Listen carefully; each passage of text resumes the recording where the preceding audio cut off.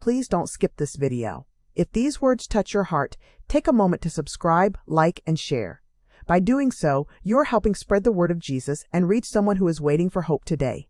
Stay with us until the end. God may have a special message, a blessing, or an answer to your prayers just for you. Share this video with someone who needs to hear it today. May God bless you abundantly, fill your life with His peace, and answer the desires of your heart. Amen.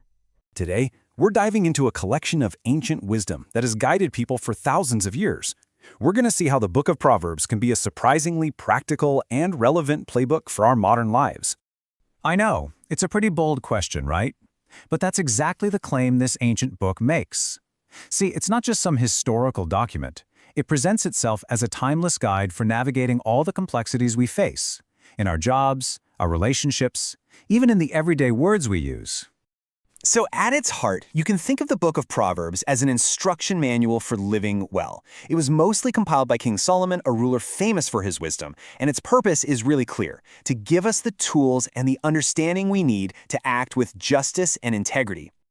All right, so the book kicks things off by giving us a huge, fundamental choice that frames everything else. It's not about memorizing a long list of rules. Nope, it's about choosing which path you're going to walk down in life, the path of wisdom or the path of folly. And what's so cool is how the book talks about these choices. Wisdom isn't just some abstract idea. She's an actual character in the story. She's out there in public, calling out, offering a better way to anyone who's willing to listen. So here you can see the two roads laid out. The path of wisdom is all about good judgment and listening to sound advice. The path of folly, on the other hand, that's driven by stuff like greed, caving to peer pressure, and just flat out rejecting good advice. The choice might seem obvious, but the book is very real about how tempting that darker path can be.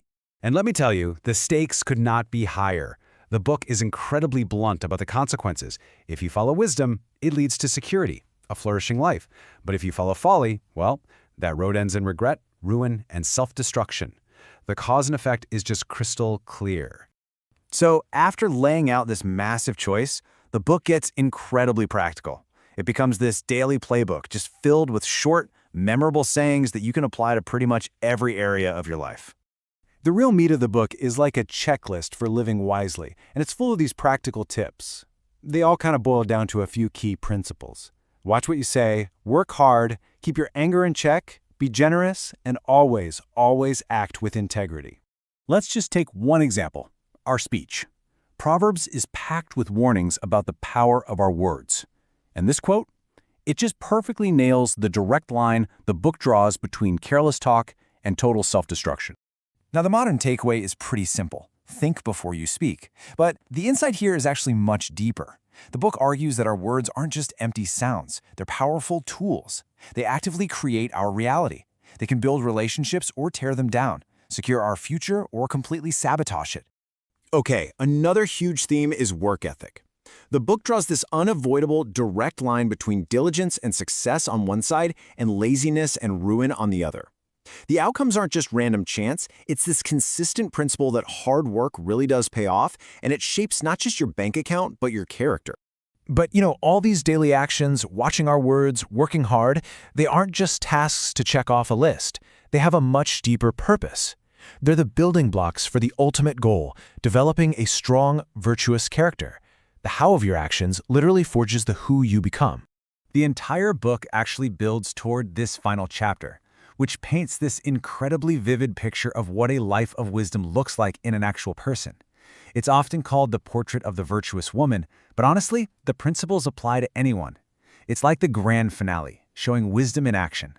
So what does this ideal character look like? Well, it's defined by four main pillars. First, strength and a really diligent work ethic. Second, applying wisdom to every decision, from business to family. Third, having a reputation for kindness and generosity. And finally, all of it is built on a foundation of reverence for God. And that last point brings us to the single most important concept in the entire book. All of these proverbs, all of this great advice, it all stands on one foundational idea. And if you miss this one, you kind of miss the point of everything else. That idea is what the book calls the fear of the Lord. Now, it is crucial to understand what this means. It isn't about being terrified of God. Not at all. It's about a deep, profound sense of reverence and awe. It's about respecting that his wisdom is so much greater than our own. This attitude of humility and respect, that's the essential starting point for any genuine wisdom. Without it, we're just relying on our own limited understanding, which, as the book warns over and over, is what leads us down that path of folly. It's basically about recognizing you're not the center of the universe. So really, this one idea is the key that unlocks everything else in the book. This sense of reverence is the very first step. It completely reorients your perspective, and it puts you on the path where all the other practical pieces of wisdom finally start to make sense and have a real purpose. So, whether it's controlling your words, embracing hard work, or cultivating a sense of awe, this ancient playbook is just packed with actionable advice. And it leaves us with one final question to think about. Which piece of this 3,000-year-old wisdom will you actually put into practice today?